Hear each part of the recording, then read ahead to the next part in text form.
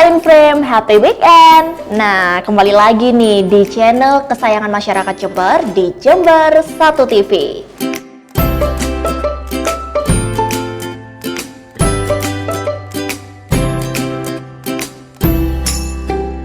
Pada episode kali ini pemirsa, kita buka informasi pertama dengan geliat musisi di Jember.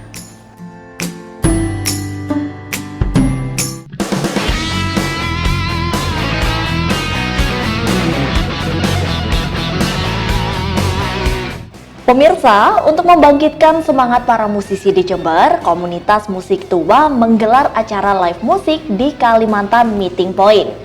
Uniknya di acara tersebut, para pengunjung dapat ikut serta bernyanyi maupun bermain musik. Berikut informasi selengkapnya.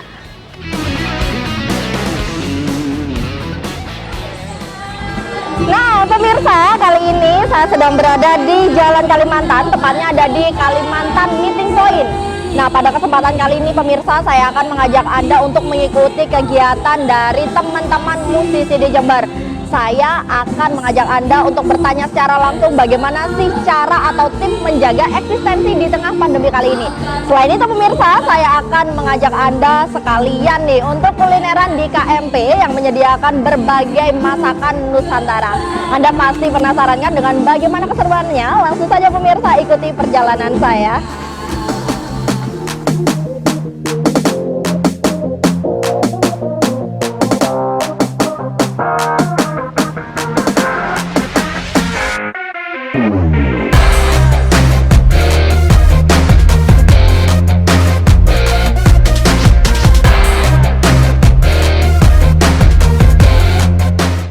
Bertempat di KMP atau Kalimantan Meeting Point yang terletak di Jalan Kalimantan, Kecamatan Sumbersari, Jember.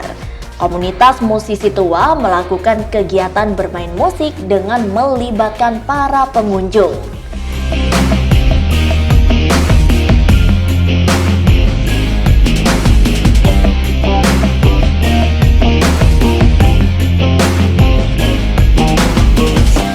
Kegiatan ini digelar secara rutin pada akhir pekan pemirsa.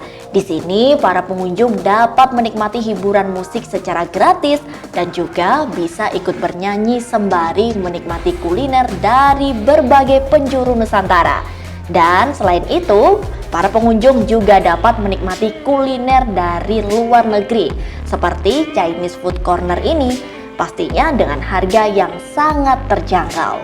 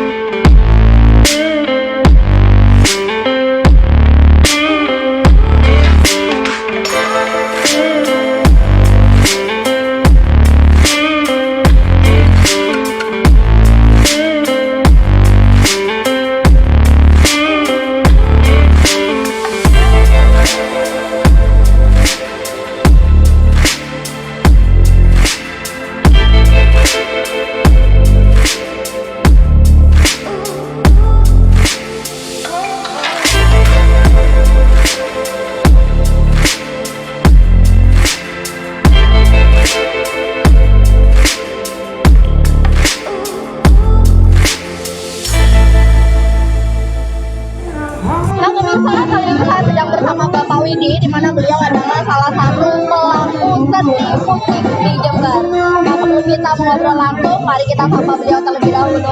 Selamat malam Bapak Widi. Gimana kabarnya Pak? Baik, sehat. Sehat selalu ya? Iya, sehat. Nah, ini mungkin bisa diceritakan kepada pemirsa ya Pak ya, pada kesempatan kali ini sedang ada acara apa nih Bang? Ya, kita setiap hari Sabtu malam Minggu kita memang mengadakan live musik di kafe ini ya, KMP Cafe. Artinya kita mengundang bapak-bapak lah, terutama orang-orang yang sudah mungkin usianya sudah menengah ke atas gitu, termasuk jadi ya kita mewadahi mereka yang ingin katakanlah meluangkan malam minggu ya di kafe kita ini. Kemudian mungkin yang hobi nyanyi, ada juga yang hobi dansa, ya kita fasilitasi. Karena memang kita sediakan live musik, band. Kebetulan band ini teman-teman dari sini juga, teman saya juga. Dan alhamdulillah yang hadir juga banyak komunitas yang menggemari dansa, menggemari musik gitu loh. Jadi terus terang kami belum pernah membawa penyanyi di sini karena dari pengunjung aja kita sudah kewalahan. Nah pemirsa, demikian tadi kegiatan saya di Kalimantan Meeting Point. Semoga informasi kali ini bermanfaat dan menginspirasi kepada kita. Minimal bagaimana kita tetap menjaga eksistensi dan produktivitas di tengah masa pandemi. Karena pandemi bukan hanya masalah keterpurukan, tetapi tentang bagaimana kita belajar bangkit dari sebuah keterpurukan tersebut. Demikian tadi pemirsa, dari Jember, Desi Suyatna Faradila melaporkan.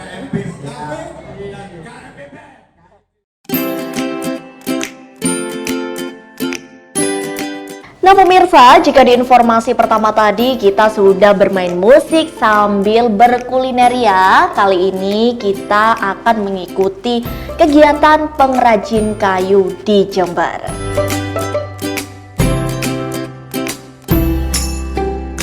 Kayu sering dijadikan material dasar yang cukup populer dalam pembuatan berbagai produk handmade. Seperti salah satu warga di Jember yang memproduksi peralatan makan, aksesoris, hingga perabotan rumah tangga dari bahan dasar kayu.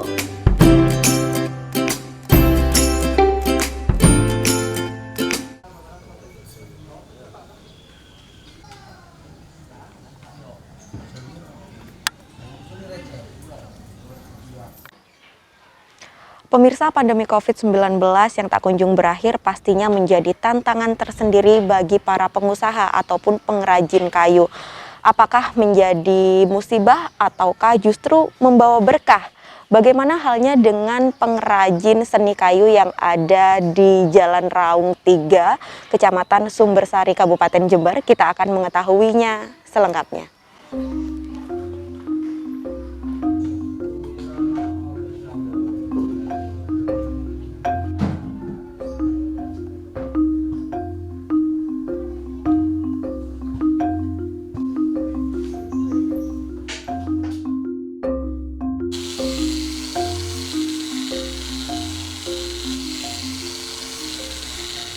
Pemirsa, ini saya sudah bersama dengan Mas Gufron. Halo Mas, ini lagi repot ya? Sibuk banget nih, banyak banget orderannya. Oke, ini saya gangguin ya Mas ya? Apa perlu saya bantu nih? Oh enggak perlu, nanti kotor. Aman bajunya. Aman bajunya. Ini proses apa nih Mas? Ini perapian aja Mbak. Oh perapian sudah selesai ya? Bisa dikatakan 70%. 70%. Baru perakitan, ini untuk merapikan yang lubang-lubang. Oke lanjut, nanti kita ngobrol-ngobrol santai ya Mas di dalam ya Mas? Monggo. Iya, keluarin dulu aja.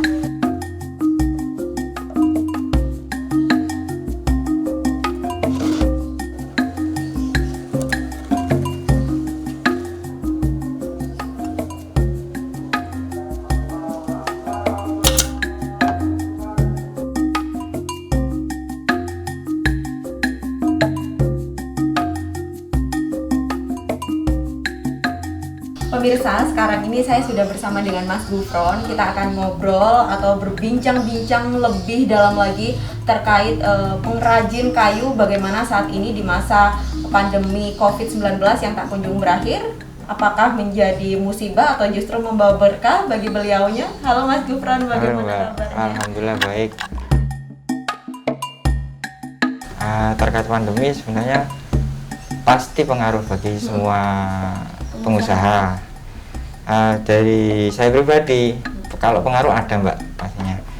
Tapi seiring dengan waktu, Awal-awal pandemi bagi saya itu orderan sangat banyak, Mbak. Sampai overload, saya bisa berbagi sama teman-teman. Cuman untuk new normal sendiri itu bagi pengrajin rata-rata itu baru sangat kerasa sekali. Karena apa? Kemungkinan dari pihak konsumen itu mulai cari uang lagi gitu. Jadi untuk order sendiri memang pasti menurun, cuman bagi saya sendiri, bagi saya pribadi, gimana caranya saya nggak menunggu orderan dari konsumen. Jadi saya gimana cara lebih berkreasi, gimana caranya kreasi saya itu lebih bisa dipandang sama konsumen, calon konsumen, dan itu masih berguna dan berharga lah. Mas, ini Mas Gufron menekuni usaha seperti ini udah berapa tahun? Saya mulainya itu akhir tahun 18. Akhir tahun 18. 2018. Kemudian untuk keahlian yang didapat selama ini bagaimana, belajar atau mungkin dapat kayak dari orang tua atau bagaimana itu, Mas? Kalau saya pribadi sebenarnya seneng tentang seni. Jadi iya. jadi seni memang dasarnya seni. Terus yang kedua pengen mengeksplor lah apa yang sekiranya saya pengenkan lah, itu yang saya curahkan. Dari kayu sendiri saya belajar dari pengalaman sebelumnya. Jadi saya pernah di dunia properti perumahan. Nah, dari sana saya ingin berkarya dan punya usaha pribadi. Ini untuk produk atau barang pertama kali yang diproduksi oleh Mas Gufron ini apa, Mas? Awal pertama kali itu jam kayu sebenarnya. Jam kayu. Jam kayu. Kebetulan ada di rumah. Itu kalau dibilang berharga, sangat berharga bagi saya, Mbak. Soalnya apa? Kalau saya buat sekarang dalam hitungan menit sudah jadi sampai finishing. Tapi kalau waktu saya buat pertama kali dengan keterbatasan alat, keterbatasan ilmu, jadi saya benar-benar ingin trial, mencoba sesuatu yang baru. Itu 3 hari baru jadi, Mbak. Dan itu pun nggak rapi sama sekali. Tapi itu sejarah bagi saya lah. Nah, Mas, dari produk-produk yang lain selain dari jam kayu, Mas Gufron ini produksi apa saja ini, Mas? Jadi awalnya memang craft, Mbak. Jadi kerajinan. Dari kerajinan itu ternyata pasar khususnya di Jember sendiri itu furnitur. Jadi untuk kerajinan sendiri konsumen ini nggak begitu melirik sebenarnya, karena biasalah daya konsumtifnya itu pengen yang murah, bagus. Sedangkan produk-produk dari industri pabrik atau gimana itu yang besar-besar kan relatif sangat murah. Ada yang pengen murah berkualitas, tapi ada juga yang ono rego ono rupa. Nah, itu. Jadi mangsa pasar saya itu yang ada harga, ada rupa, itulah, Mbak. Dari barang-barang yang diproduksi oleh Mas Gufron ini kan dari kayu ya, bahan utamanya. Ya, dari kayu. Ini dari kayu apa saja, Mas? Jenis apa saja? Jadi awalnya itu saya pakai kayu palet. Jadi itu dibilang kayu bekas palet gitu, Mbak. Jadi limbah kayu. Jadi saya mengawal dari limbah kayu. Kenapa? Yang satu pasti lebih murah. Yang kedua ternyata limbah kayu itu sendiri kayak yang istilahnya sekarang jadi Belanda, itu punya karakter kayu yang sangat bagus. Nah, jadi saya trialnya ke sana. Lambat laun 1 tahun terakhir ini jadi Belanda itu menjamur, Mbak. Maksudnya menjamur, industri furnitur jadi Belanda itu menjamur. Jadi saya gimana caranya itu mengeksplor lagi. Nah, gimana caranya saya nggak seperti yang lain, saya mengeksplor kayu-kayu lokal. Kita berbicara mengenai harga ini. Harga yang ditawarkan dari produk yang telah diproduksi oleh Mas Gufron ini mulai dari harga berapa sampai berapa sih, Mas? Kalau dari harga relatif, Mbak. Relatif. Soalnya kan saya kan pakai custom. Terus ukuran itu nggak selalu segitu-segitu aja. Jadi saya menyesuaikan tempat. Dan saya relatif murah karena apa? Saya tidak pakai jasa tukang. Jadi saya ini benar-benar kayak saya sendiri, dan itu pun selama ada yang pesen saya selalu update. ini nyampe sini, ini nanti diapakan itu tetap. Kalau dari harga, barang terkecil saya biasanya pot Mbak, pot bunga itu mulai dari 15.000 dan itu sudah finishing cat, sudah mengkilap gitu. Pesan saya untuk rekan-rekan yang pengrajin kayu, sekarang memang sepi, tapi gimana caranya kita terus berkarya. Kita nggak harus selalu menunggu orderan, kita menjemput pun kita nggak tahu menjemput kemana. Kita terus berkarya sajalah.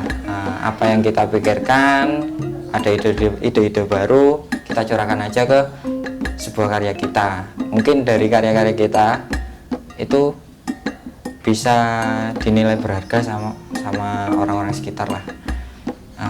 Terus jangan pantang menyerah, karena kita pasti punya kebutuhan.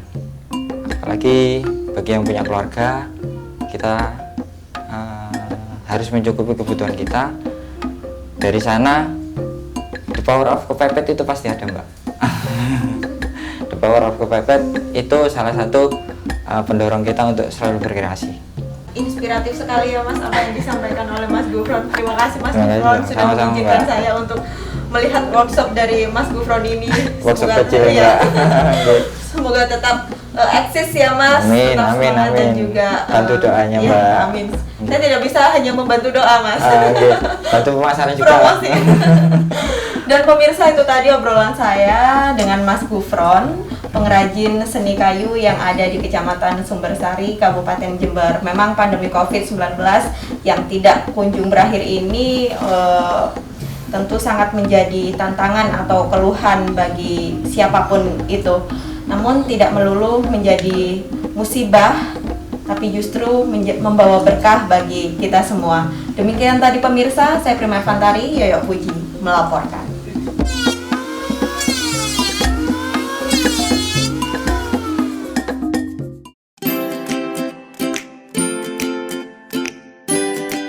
Nah pemirsa, demikian tadi episode In Frame kali ini. Semoga dapat menjadi inspirasi bagi kita semua.